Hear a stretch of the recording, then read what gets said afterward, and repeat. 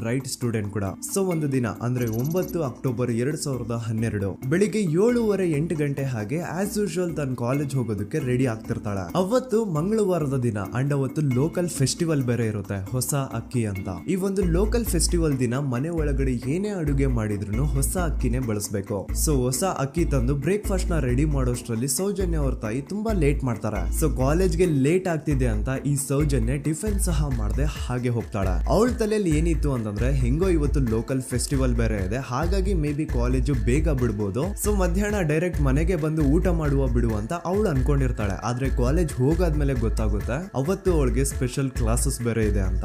Soujanya breakfast ಕೂಡ ಮಾಡಿರಲ್ಲ and lunch box ಕೂಡ ತಂದಿರಲ್ಲ. ಹಾಗಾಗಿ ಲಂಚ್ ಟೈಮ್ ಅಲ್ಲಿ ಸೌಜನ್ಯನ ಒಬ್ಳು ಫ್ರೆಂಡ್ ಜಾನ್ವಿ ತಾನ್ ತಂದಿರುವಂತಹ ಲಂಚ್ ಬಾಕ್ಸ್ ಅಲ್ಲಿ ಒಂದಿಷ್ಟು ಲಂಚ್ ನ ಆಫರ್ ಮಾಡ್ತಾಳೆ. ಆದ್ರೆ ಸೌಜನ್ಯ ಪರವಾಗಿಲ್ಲ ನೀನ್ ತಿನ್ನು, ನಾನ್ ಮನೆಗೆ ಹೋಗ್ಬಿಟ್ಟು ಊಟ ಮಾಡ್ಕೊಂತೀನಿ ಅಂತ ಹೇಳ್ತಾಳೆ. ಸುಮಾರು ಮಧ್ಯಾಹ್ನದ 3:45 ಕಾಲೇಜ್ ಬಿಡುತ್ತೆ.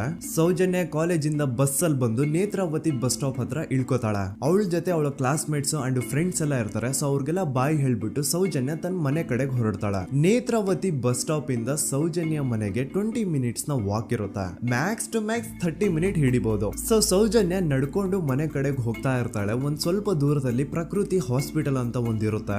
ಅಲ್ಲಿನ ಸೆಕ್ಯೂರಿಟಿ ಗಾರ್ಡ್ ಸೌಜನ್ಯ ನಡ್ಕೊಂಡು ಹೋಗ್ತಾ ಇರೋದನ್ನ ನೋಡ್ತಾನೆ ಕೂಡ. ನಂತರ ಸೌಜನ್ಯ ಒಂದು 10 ನಿಮಿಷ ಹಂಗೆ ಮುಂದೆ ನಡ್ಕೊಂಡು ಹೋಗಾದ್ಮೇಲೆ ಸೌಜನ್ಯಗೆ ತನ್ನ ಮಾವ ಸಿಗ್ತಾರೆ. ಅವರು ಸೌಜನ್ಯನ ನೋಡಿ ಮಾತಾಡಿಸ್ತಾರೆ. ಯಾಕಮ್ಮ ಕಾಲೇಜಿಂದ ಇಷ್ಟು ಲೇಟ್ ಬರ್ತಿದ್ಯಾ ಅಂತ